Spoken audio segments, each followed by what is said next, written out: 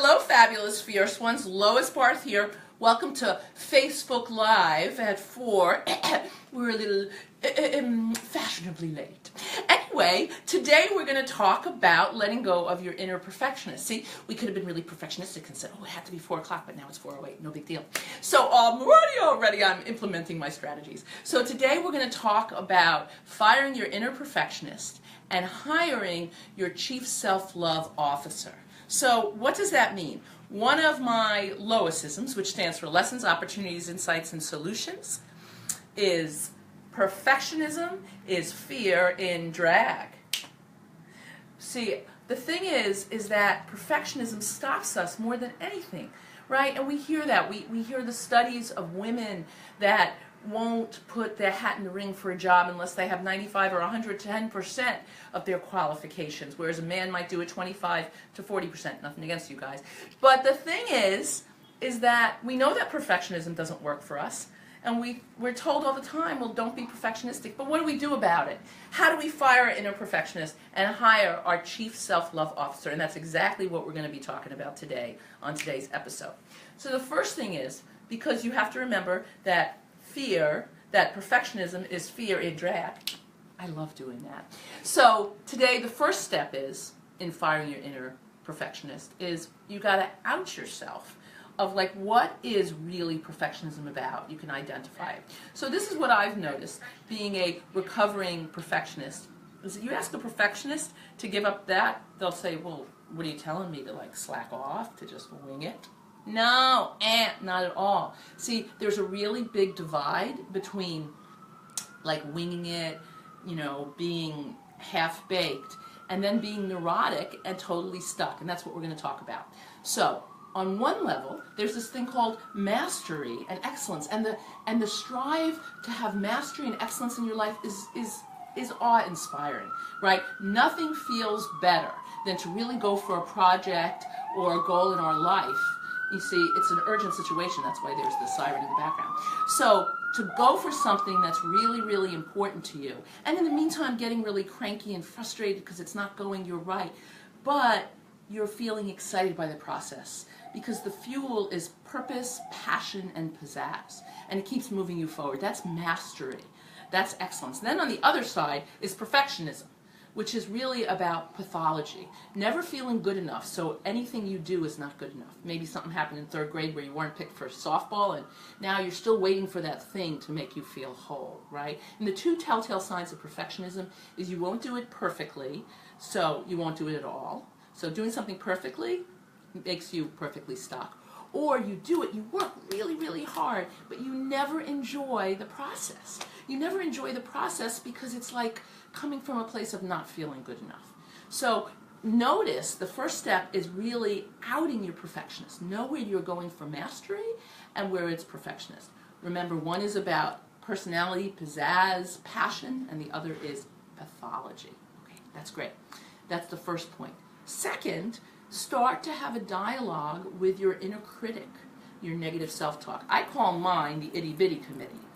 Wah, wah, wah, wah, wah, wah, wah, wah, wah. Kind of like the Charlie Brown teacher. Remember the teacher? He sat around and he was like, we didn't even need to know what she said, but we knew it had a huge impact. So this is what the challenge is in our culture. We have this flip-flop going on.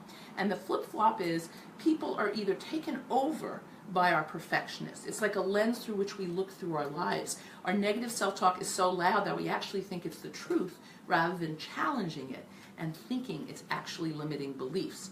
And we go around feeling just on dimmers.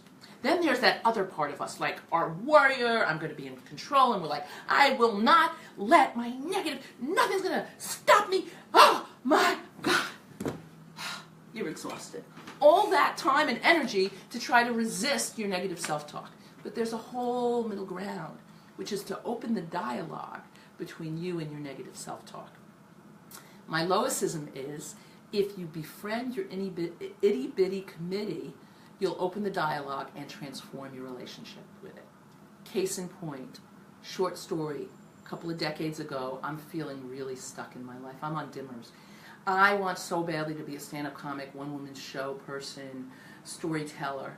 so much passion. And I know you all know this, what it's like to have a belly full of passion and a head full of negative self-talk. Nothing's worse. Well, I was having one of those days.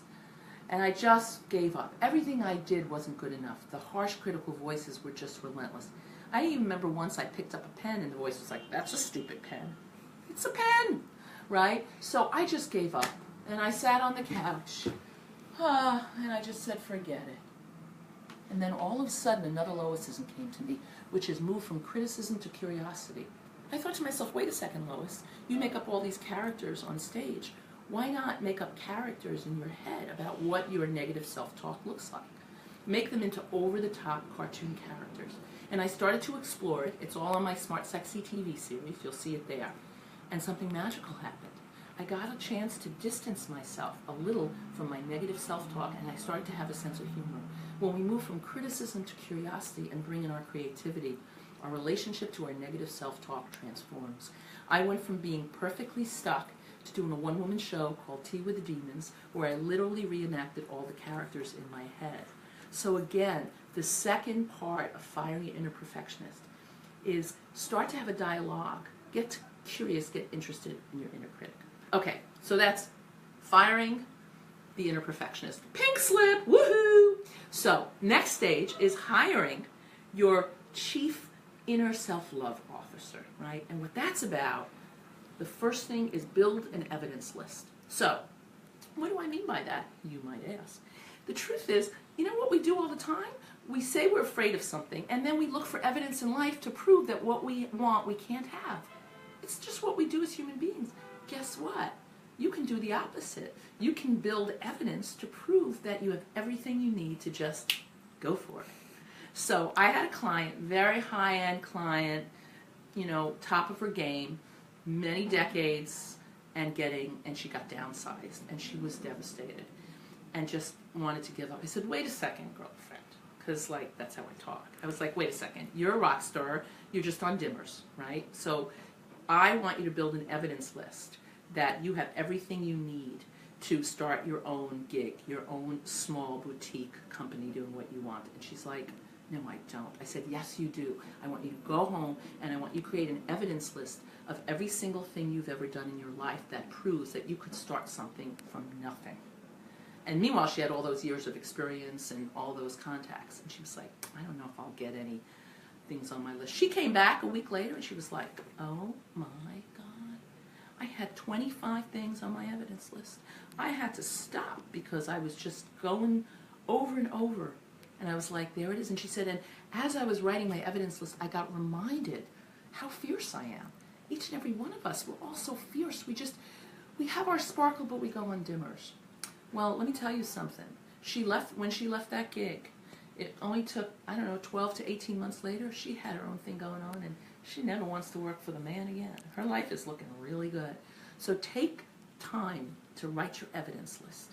Remind you, that's first step of hiring your chief self-love officer.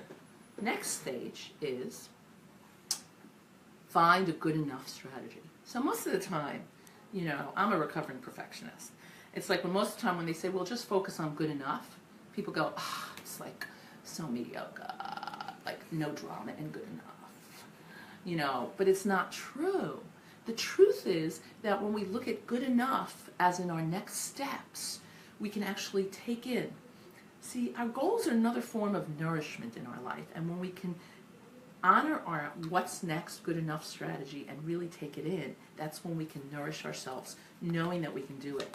Plus, there's actual science behind it. So there's this little snappy little mechanism in the brain called the amygdala. I'm sure many of you have heard about it. It kind of runs the fight-flight mechanism of the brain.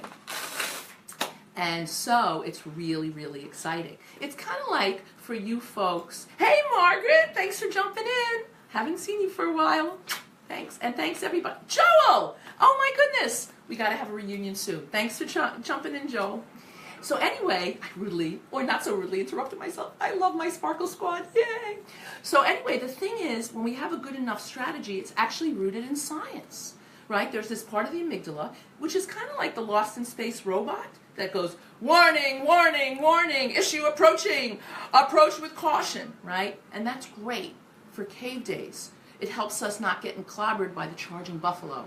But newsflash, the amygdala, bless its little heart, in its special, doesn't know the difference between the charging buffalo and that book proposal, or asking someone out, or relocating, or whatever dream, or putting your hat in the ring for a promotion. So when you have a good enough strategy, it's not like 10,000, like way over the top. You know what you do? You kind of outsmart the amygdala. The amygdala is going around the brain going, warning, warning, warning, warning. Wait a second. There's no action. I think I'm going to take a nap. And goes to sleep. And that's exactly what you want. Because when you have a good enough strategy, you go under the radar of the amygdala and you get to own your goals. So there it is, my friends. We have two parts. Fire your inner perfectionist, right? Which is to really look at what's underneath, decipher the difference between mastery and perfectionism. And then have fun with your itty-bitty committee. Get to know them, get to dialogue. And then part two, hire your inner chief self-love officer, and you do that with your evidence list. And finally, creating a good enough strategy. So I want you to take a moment, and I'm kind of goofy and fun and silly, and I love that part of myself. Yeah, I recruit my wild and crazy gal, woohoo! But I say it in all seriousness. Life is really precious and oh so short. What would happen right now if you have a dream or a goal and you would fire your inner perfectionist and hire your chief self-love officer? What would be possible in your life, personally and professionally? And what about the people you serve? What about the contribution you're aching to make in the world? Think about your icon, people that you love. What would happen if they let perfectionism get in the way? We wouldn't have 9/10 of the things in the world, the positive ones especially. So life is short, life is precious, sparkle now. And to reward you for all popping on our soon-to-be weekly show, it's going to be every week, woohoo! So I want you to make sure that you shoot me an email, lois@loisbarth.com, and put in the subject field perfectionism. And I will be sending you a free chapter from my book, Courage to Sparkle, The Audacious Girl's Guide to Creating a Life That Lights You Up. And, oh, Stephanie, hi, good to see you. Oh, my God, Stephanie Samuels, I miss you. Jill Chait. Oh, it's like a blast from my past. And so make sure to email me, lois@loisbarth.com, and in the subject field, say, fire my inner perfectionist. What do you know? I just happen to have a copy of my book, Courage to Sparkle, The Audacious Girl's Guide to Creating a Life That Lights You Up. I'm going to end with one of my favorite poems, quotes. I Loisized it. It's by Harold Churchill Thurman. Mr. Thurman writes, do not bring, or I sparkle-sized it a bit. And it goes like this. Do not bring to the world that which you think the world needs. Bring to the world that which makes you sparkle. For what the world needs now, more than ever, as we know, are people, leaders, incredible light workers like yourself, who truly sparkle. Many blessings. Thank you all for taking the time. And most of all, thanks for tuning in and not tuning out. My name is Lois Barth. Sparkle on.